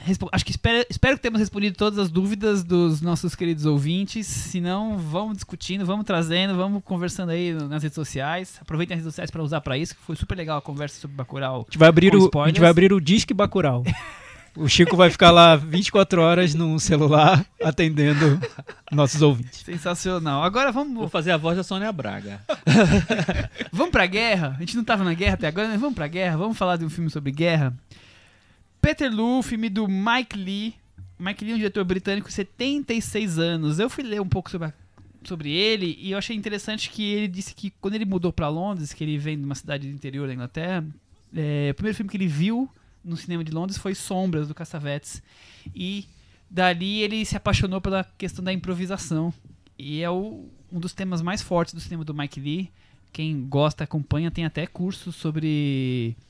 atuações estilo Mike Leigh. Mike Leighianas. Exato. Nunca vi esse termo, mas alguma coisa do tipo. Porque o Mike Leigh tem muito forte isso da improvisação, Sim. né? Ele fala que os diretores favoritos dele são o Jean Renoir e o... eu não sei falar o nome dele em indiano. Satyajit Ray? Satyajit Ray, isso. O Ray, o Ray, sei lá. Ele diz que o meu combustível, Mike Leigh, é o público. Então, foi algumas coisas que eu tentei captar dele. Ele é muito forte ainda a questão das interpretações improvisadas e dos dramas sociais, né? Por mais que ele tenha feito recentemente filmes mais históricos, mas os dramas sociais são os grandes destaques dele, né? Classe operária, as relações familiares, né? Muito forte. Ele é um dos diretores, se não o diretor que melhor traduz quem é esse britânico médio. Da base, na verdade, né? Esse britânico operário, esse britânico trabalhador comum. Eu acho que ele consegue traduzir isso de várias maneiras e em vários sentidos. Não necessariamente falando de coisa social, de política, mas fazendo um cinema que é isso. É curioso, né? Porque ele e o Ken Loach acabam andando por essa seara, mas eles fazem dois cinemas completamente diferentes. Exato. Né? O Ken Loach mais, talvez, panfletário. Sim. E isso não é crítica, isso é uma característica. Enquanto que o Mike Leigh tá mais no drama daqueles personagens, né? Quando eu falei isso, assim, porque o Ken Loach, teoricamente, é o cara que mais aborda esse universo. Mas pra mim, o Mike Leigh, ele vai mais profundo no trabalhador. O Ken Loach discute mais as situações, eu acho. Eu concordo. E você, Thiago, o que você acha do Mike Leigh? Eu concordo, é isso mesmo, mas acho que além do seguir esse lado do discurso mais voltado pro social, o Mike Leigh é um diretor bem engajado também, ele passou a ter uma preocupação estilística muito forte, então são filmes que têm um cuidado formal enorme. Cada quadro de um filme como o Peterloo lembra obras de arte e tudo. Ele tem esse cuidado formal. E vale lembrar que na Inglaterra, no Reino Unido, o Mike Leigh é Deus, né? Ele é um dos grandes diretores. E é um cara que tem prestígio internacional enorme. Quando ele lança um filme no Festival de Cannes, geralmente vira o filme mais elogiado, ou um dos mais elogiados. Né? Porque ele é um dos grandes nomes do cinema britânico. Ele é um cineasta que é amado pelo Oscar. Desde do Segredos e Mentiras, os filmes dele sempre têm algum tipo de atenção do Oscar. Eu acho que ele teve 7 indicações pessoais dele do Oscar, e até em filmes que não tem tanta repercussão como O Sr. Turner, que foi o último, né? Ele teve 4 indicações técnicas pro Oscar, né? Até porque o filme, assim, não sei se vocês assistiram o filme. Assisti. É um filme muito bonito, visualmente é lindo. O filme, assim, porque é de um dos maiores pintores ingleses, e o filme tenta simular um pouco o que seria ver um quadro dele. Esse é o 23º longa dele. A gente falou rapidamente aqui de Sr. Turner e Segredos e Mentiras, mas ele tem, entre outros destaques, o Naked. Não sei se foi lançado como Nu no Brasil, ou se foi como Naked. Mas acho que já foi lançado em TV a cabo. Direto já, né? VHS. Agora ou Nunca, Mais um Ano, O Segredo de Vera Drake, Simplesmente Feliz. Acho que seriam os mais famosos. Tem alguns mais antigos, como A Vida é Doce, Bleak Moments, mas acho que esses são os mais marcantes, né? Eu acho Segredos e Mentiras uma obra-prima com relação à questão dramática, a você se envolver com uma história familiar. É uma coisa assim que te abraça e te derruba mesmo. Né? Eu concordo, eu acho o filme incrível, me tomou completamente, assim. Foi um filme que foi engraçado porque ele passou em Cannes, né? Sim. Eu acho que ele ganhou melhor atriz em Cannes, não sei se ele ganhou não lembro que ganhou outro prêmio. E ele não foi lançado na temporada do Oscar, até porque as pessoas não imaginavam que ele fosse chegar ao Oscar. E aí ele chegou muito forte ao Oscar. Ele teve indicação para filme, para direção, para atriz coadjuvante e para roteiro. Foram 5 indicações. E desde então, o Mike Leigh apareceu muitas vezes no Oscar. E o Segredos e Mentiras, assim, eu acho que além da grande interpretação que ele tem da Brenda Blessing, que tá maravilhosa no filme, pra mim ela tinha que ter ganho aquele Oscar. Tudo bem, a Frances McDormand ganhou, mas ela podia ter empatado. Uhum. Tem outros 2 atores maravilhosos. Timothy Spall tá incrível e a Marianne Jean-Baptiste tá maravilhosa. Nossa, eu acho ela também, maravilhosa nesse filme. A deusa. Então é um filme que funciona pra mim em todos os níveis. E dei muita vontade de ver agora, rever, porque eu não revejo desde a época. O Mike Leigh tem uma inspiração teatral sempre muito forte. Ele ganhou a atriz e a Palma de Ouro. Ele tem ele tem uma inspiração teatral forte, e acho que nos melhores momentos ele usa essa influência para criar personagens muito densos, né? Você sente que teve uma construção daqueles personagens intensa mesmo. O Mike Leigh tem uma grande carreira em teatro também, então por isso que o cinema dele tem muito de teatro, tanto o Segredos e Mentiras, o Agora ou Nunca, os filmes mais dramas familiares tem muito de teatro, mas também essa coisa de densos, personagens profundos, né? Ele vai no detalhe do detalhe. Mesmo quando ele faz um filme leve como Mais um Ano, que é sobre um casal de terceira idade vivendo já tranquilamente e em sua órbita tem personagens com dificuldades que usam eles como um colchão, uma proteção para se libertar, para falar, eles estão ali. Mesmo assim, é um filme que vai nos personagens de maneira densa, né? Por mais que seja mais... Os personagens estão bem, os dois, então é coisa mais tranquila. Ele sempre consegue fazer isso. Ele sempre, inclusive nos filmes... Ou quase sempre. Não, acho que... eu acho que sempre. Inclusive nos filmes que ele... Em que teoricamente são mais leves. Tipo assim, o Simplesmente Feliz é um filme que é mais leve, mas é uma personagem sunshine, né? Nossa, eu detesto. Michel, foi bom você ter tocado nisso, porque eu saí do filme eu saí do filme irritadíssimo com a personagem, porque eu achei muito chato. Eu não queria conviver com a personagem. Mas depois eu pensei tanto nela durante a semana que me fez ver que o filme constrói muito bem aquela personagem.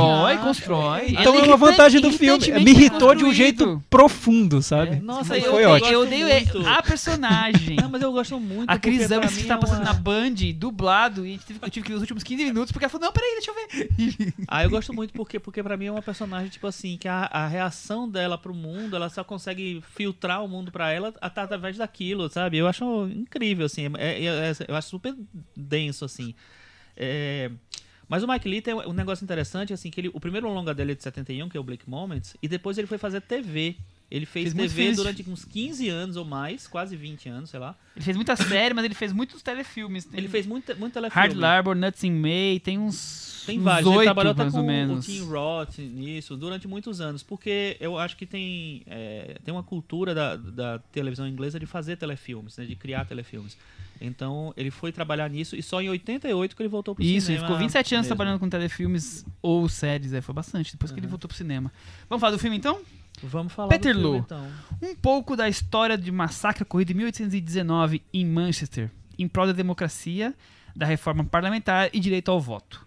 O filme cria um pouco dos bastidores do movimento que manifestava por essas lutas e da burguesia que protegia a monarquia e seus privilégios. Então, basicamente, o filme é sobre diversos grupos que estão querendo reforma logo depois da vitória em Waterloo, que os soldados britânicos venceram Napoleão Bonaparte, e várias pessoas estão se manifestando em prol de querer direito a voto, outras questões parlamentares, e vão se formando grupos até que tem a manifestação que ocorre em Manchester e a maneira como o governo combate, digamos assim. Então é uma mancha na história da Inglaterra e que está comemorando 200 anos agora, ou comemorou ano passado 200 anos, e que, segundo o Mike Leigh, não estava tendo o espaço que isso devia ser lembrado.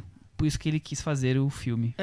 Passou em Veneza na competição e o Chico agora fale à vontade. Não, duas coisas só. A primeira coisa é o seguinte, assim, esse período histórico, eu estava lendo sobre isso, é um período que parece muito com a situação, talvez, do cangaço do Bacurau, enfim, que é resgatado no Bacurau.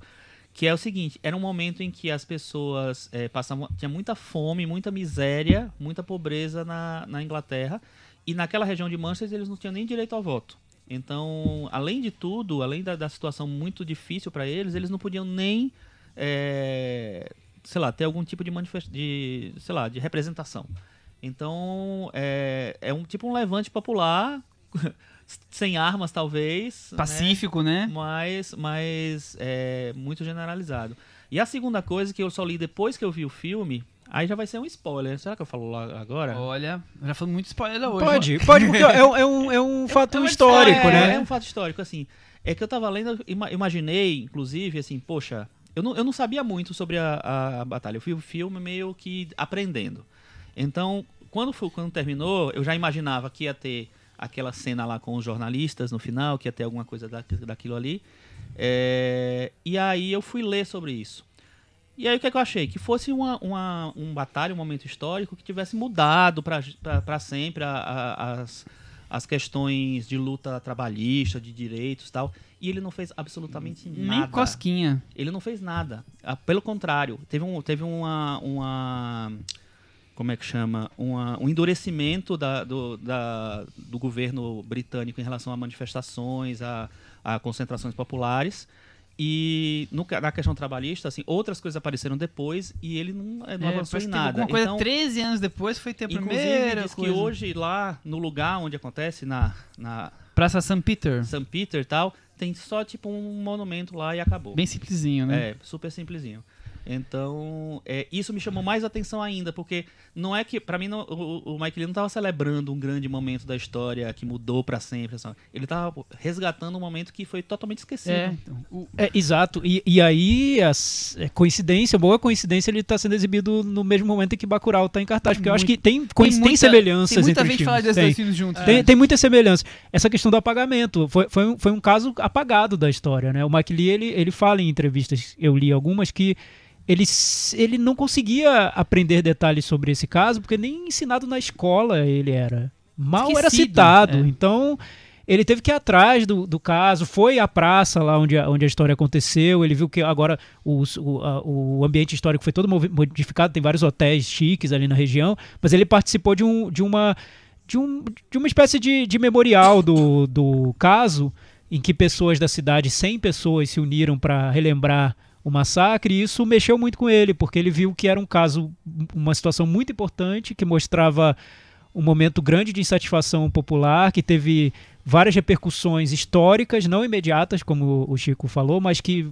acabaram mostrando mudanças que vieram depois e tudo mais, mas que não é lembrado. Então o filme é uma maneira de recuperar esse fato. Né? Ele deu uma entrevista pro Globo, o filme passou no Festival do Rio ano passado, e aí fizeram essa entrevista com ele falou o seguinte: a liberdade, o direito de ser ouvido e respeitado, o egoísmo de quem está no poder.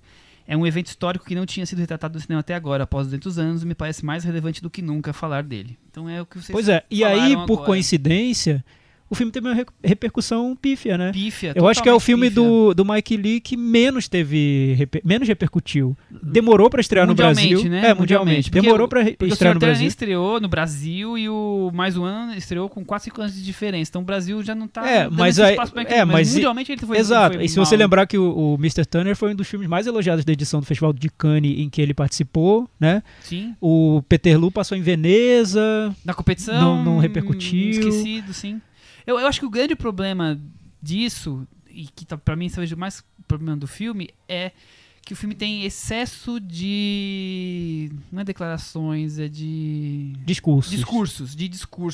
E são tantos e tantos personagens que se você não tá tão conectado com a questão britânica e daquela época ainda, você vai achar aquilo meio aborrecido, porque um discurso, 2 discursos, 3, a partir do 10º, que sei lá, eu tô falando 10, eu não sei se tem 10. Mas assim, me cansa. E eu acho que deve cansar muita gente, porque o filme é longo, são 2h30, talvez até mais. Então eu acho muito bonito o jeito que ele filma, inclusive os discursos, é até uma coisa fora do comum, você deixa até o discurso bonito como se fosse um quadro. Eu gosto muito que ele tenta, como são vários grupos diferentes, ele tenta ir no detalhe um pouco de cada personagem, então trazer um pouco da unidade da pessoa e não falar tudo do macro, ir para um pouco do micro. Eu acho isso legal, mas eu acho que ele acaba cansando pela questão dos discursos. Eu acho assim, que talvez o maior estranhamento em relação a esse filme seja que é um cinema muito diferente do que o Mike Leigh faz. Sim. O Mike Leigh sempre teve traz o personagem para o centro do filme. Os personagens são o principal, tal. Em todos os filmes dele, Segredos e Mentiras, Agora ou Nunca, sempre tem um núcleo ali que é o personagem. Nesse, como ele tinha um compromisso histórico, uma coisa de resgatar, ele queria fazer um resgate de uma coisa que não tinha, talvez, a documentação necessária para fazer isso e mostrar várias perspectivas, criar Ele não quer fazer um herói só, né? Ele quer que todo mundo tenha o mesmo peso. Eu acho que o que é que ele faz? Pra mim, ele tenta dar abaixar apesar de ter os discursos inflamados, eu acho que ele tenta abaixar esse tom épico do filme e ele tenta muito dar um panorama geral. Então, assim, tem muitos núcleos, muitos personagens, é um filme mosaico nesse sentido, né? Tem vários lados, e tem lados dentro dos lados, né? Porque nunca existe um discurso geral, nem da parte dos trabalhadores, nem da parte do governo, né? Sempre tem muitas vozes diferentes ali. E eu acho que ele tenta equilibrar meio que dando um tom documental para isso. Isso faz com que, assim, ele não consiga, talvez, desenvolver os personagens na medida em que ele fez, na mesma medida em que ele fez ao longo da carreira dele inteira, que a gente espera que os filmes dele tenham, né? E que e isso também dificulta talvez um relacionamento mais emocional que sempre se tem, de uma maneira ou de outra, com os filmes do Mike Leigh. Então eu acho que isso é um fator que diferencia totalmente o filme dele. E é mais arriscado para ele mesmo. Eu acho que ele resolveu se arriscar e fazer um filme mais assim. Por mais que o Mr. Turner, né, já era um filme que tinha uma coisa de época, era um filme histórico, tinha um personagem histórico, era centrado num personagem, num ator, e era muito que um resgate da época, uma contextualização do que era aquela época ali, mas sempre filtrado por um ator. Nesse não. A gente talvez tenha um personagem um pouquinho mais destacado, que é o orador lá, que é o Henry Hunt, mas mesmo assim é quase igual aos outros, né? Quase igual a dona de casa da família, é quase igual o soldado, enfim. Eu acho que tem uma diferença muito grande em relação aos filmes dele. Thiago. Sim, então, o que eu vejo é um filme meio metódico, um pouco frio, que é interessante porque ele lida muito com essa questão da retórica, né? Qual é os discursos que são construídos até que uma grande situação de violência vai explodir. Então ele passa 2 horas montando essa estrutura de discurso em cima de discurso, em cima de discurso, em cima de discurso, para na última meia hora ele explodir a violência.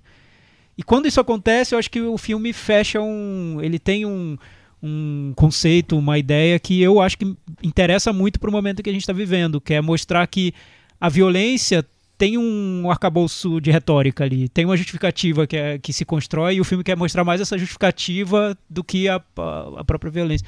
Mas aí eu, lendo entrevistas do Mike Leigh, eu vejo que ele queria que o filme tivesse uma força de trazer essa história de volta e se colocar no momento atual. Ele fala muito no Brexit. Eu até vi um trecho que ele diz: o que aconteceria se os manifestantes de Peterloo, que lutaram pelo direito de votar, pudessem viajar no tempo e percebessem que hoje a gente tem direito a votar e não faz nada com isso. Enfim, tem um mal-estar, como tem no Bacurau, tem um mal-estar que eu acho que o Mike Leigh não consegue transmitir, que o Bacurau consegue e que o Mike Leigh não consegue. Eu não consigo ver muito isso, sentir muito isso no filme. Acho que é um filme mais metódico do que um filme de sentimento. Para mim faltou um pouco essa emoção, e talvez seja por isso que o Chico, por esse motivo que o Chico levantou, por ser um filme mais mosaico, um filme painel, assim, com vários personagens, e menos um filme centrado num personagem denso, que é o que o Mike Leigh sabe fazer de melhor. Mas eu acho muito interessante onde ele quer chegar e o que ele quer discutir. É um filme muito bonito. Eu só discordo de uma coisa que você falou. E não totalmente, assim. Eu entendo totalmente, mas... Entendo totalmente. Você entende, mas você tem outra opinião. Né? Não, assim, eu acho que ele mostra um mal-estar. Mas eu acho que como ele mostra por um filtro mais tradicional, mais acadêmico, vamos dizer assim, eu não acho burocrático o filme, eu acho acadêmico. E eu acho que isso talvez segure um pouco o envolvimento que o filme pode provocar. Aí eu acho que ele funciona talvez menos que Bacurau. Foi uma coisa que quando eu escrevi sobre o filme, eu fiquei muito incomodado com o filme. Depois eu até vou falar sobre a sessão dele, né, que eu vi. Porque eu fiquei pensando assim, é um filme muito mais clássico na maneira de construir de reconstrução histórica. Apesar de que eu acho que ele evita essa coisa do épico, de ter um grande herói, de ter não sei o que lá. Ele mostra muitas falhas das pessoas, das coisas ali. O povo é o grande herói. Né? E aí eu acho que ele rejeita um pouco isso, mas ao mesmo tempo ele é muito acadêmico. É muito histórico, ele é muito documental, ele quer dar aquele panorama todo lá. Então eu acho que talvez tenha faltado uma maneira de interpretar as coisas, que é o que o Bacurau faz. Ele interpreta, ele traz para uma outra coisa, ele cria meio que em cima da história, em cima do momento político. Não, e o Bacurau, ele cria... você cria intimidade com os personagens. Sim. O Peterloo, você não cria intimidade com os personagens. Não cria. Você pode chegar até a confundir os personagens, porque é uma coisa que não cria essa proximidade. Então, por mais que ele vá na relação individual, muitas vezes, mas ele não consegue desenvolver personagens a ponto de você se envolver com eles, né? Você se envolve com o drama de que é o mesmo drama pra todo mundo. Geral, Queremos fazer a mudança. E uma coisa que eu não sei, você leu entrevistas deles, eu não sei se ele fala em algum momento sobre isso. A decisão de não escolher... O Mike Leigh tem muitos atores que ele trabalhou muitas vezes. Né? A gente viu Timothy Spall em vários filmes, Jim Broadbent em vários filmes. Leslie Manville. Em vários filmes. E nesse, ele parece que é uma escolha dele pegar atores muito menos conhecidos, ou quase ou nada conhecidos, e contar a história com eles. Tipo, pra talvez não chamar atenção tanto ou para um personagem ou para um ator, e para a situação em geral. Me parece uma intenção. Não sei também se eu tenho toda chegaram. essa ideia, visão que é isso. É que o personagem é a classe trabalhadora, né? Isso. E acho que geral. e colocar a história contada pelo viés da classe trabalhadora. Que é a intenção muito boa, eu acho. Mas transmitir... Talvez por isso não tenha tido tanta reação ao filme, porque... Não sei, acho que é preciso instigar marcante, o público, né? Mas tudo bem, é o cinema que ele quer fazer. E eu li o texto do... O ato é poderosíssimo, o terceiro, né? o desfecho é muito forte, muito forte. Mas eu li o texto que o Chico escreveu ali, com o mal-estar do Chico em relação à sessão do filme. Ele vai contar. Não é melhor você contar, Chico, primeiro? Finaliza contando isso. Porque eu queria contar o que eu pensei. Porque primeiro é o seguinte, assim, desde os Segredos e Mentiras, eu consegui ver todos os filmes do Mike Leigh no cinema.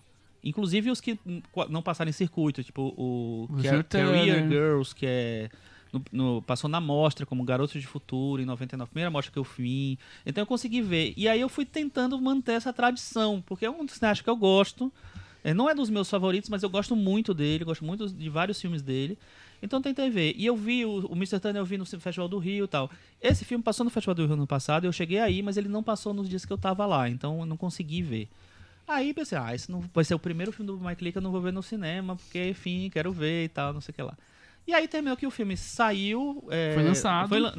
Não, saiu na internet, eu resolvi esperar um pouquinho, mas assim, daqui a pouco eu vejo. Aí rolou uma data de lançamento. Aí eu disse assim, então vou esperar. Aí depois rolou um cancelamento da data. Aí eu não vou esperar, mas aí não vi. E aí, finalmente, o filme estreia. Então, teve uma situação de expectativa que eu criei em relação a ele. E aí, quando eu fui ver, eu vi no dia da estreia, na quinta-feira, na sala de cinema, quem conhece aqui do Espaço Itaú, né? No Frei que é tipo Caneca. assim, na Augusta, na Rua Augusta, que é muito... Não, Foi na Rua no Augusta. Itaú, tá. Que é super movimentada. Quinta-feira, sexta-feira são os dias que tem Tá cheio de bomba lá, gente. todo mundo tá lá. Só tinha eu na sala. Pela primeira Meu vez, Deus. nesses anos todos, numa sala, não daquelas salas ali, em outras salas eu já vi filme sozinho, mas foi a única vez que eu vi um filme naquela sala 3, que é muito grande. Ah, foi na 3, só sozinho. tinha você. Foi na 3, só tinha eu. Não foi na sala 5, nem na sala 4, foi só eu. Até porque é um filme que tá sendo lançado exclusivamente naquele cinema. Só Exatamente. tá passando nele em São Só tá Paulo. passando. Eu acho que a Diamond que tá lançando, ela teve uma dificuldade de pensar. Como o filme não foi tão bem de crítica... É da Arteplex. Ah, é? Nossa, é pior ainda. Então, eu achei que era da Diamond por algum motivo, não sei. É uma distribuidora muito menor. Então... Nada contra a Artplex. Não, ao contrário. Pior ainda, eu tô contrário. falando assim, em relação a espaço, risco, né? a risco mesmo de lançar o filme. Então, quando eu vi ali, eu disse, gente, não é possível que não vai entrar ninguém. Eu fiquei. Cara, começou o filme e ninguém apareceu. Eu tô assim, eu fiquei até com medo de cancelarem o filme. E aí, tal, vendo o filme, eu achei interessante, eu entendi porque as pessoas não se conectaram, imaginei que era por aquilo e tal. Mas aí eu saí com a seguinte dúvida. Hoje em dia, não dá pra fazer um filme histórico clássico, nesses moldes mais clássicos, porque as pessoas não vão se interessar, ou, não sei, ou as pessoas realmente não estão mais ligando pra história, estão nem aí pra história. Eu acho que a duração já afasta parte do público. E talvez a duração junto com a coisa histórica afaste mais ainda. Eu acho que isso prejudica. E a duração, e o histórico, e as pessoas, e o filme não ter tido grande repercussão. Sim, e aí não tem grandes atores, aí tem todas essas coisas E que, já tá que já são tá na chamariz, né? internet, não sei, é um pacote, né? Porque são quase 3 horas, né? É um filme longo. É. E eu acho que é um filme meio fora de moda. O Chico falou que ele é um Total. pouco muito convencional e tal. Aí, lendo esse texto do Chico, o que eu pensei foi, os filmes são feitos, né? Mas alguns estão mais afinados ao que seria o espírito do tempo, e enquanto outros não estão. Acho que esse do Mike Lee não tá. O Bacurau tá totalmente, né, afinado. É um filme que é... Dialoga com o seu Qualquer com o festival momento. gostaria de exibir. É um filme do momento. Como o Parasita também. Mas um filme como o do Mike Lee, talvez não. É É isso. Vamos pro Metavaranda? Vamos. E aí, Chico? Eu vou dar 7. Thiago, eu vou dar 6. Eu vou dar 6 também. Com isso, o Mike Lee e Peter Lu ficou com 63 e ficou na varanda. Muito bem. E qual é a nota do Thiago pra Bacurau? Ah, que dúvida. Eu vou dar nota 9. Olha só. Uau, aí, olha Muito só. bem. Muito bem. Alguém tem algum assunto pro puxadinho? Eu só queria fazer uma errata que eu falei que da mostra do Stephen King e não estreou ainda aqui em São Paulo, vai ser no dia 30 de outubro. Então só corrigir, mas eu não tenho nenhum assunto para trazer. Eu tenho o filme novo do Kiyoshi Kurosawa, estreou. O Fim... Ah, meu Deus. O fim é o começo da história, é o começo de tudo? Não, o fim é o não, começo, calma. O fim é só o começo. O fim começou Calma. o fim da história. O fim da viagem, o Ah, começo de tudo.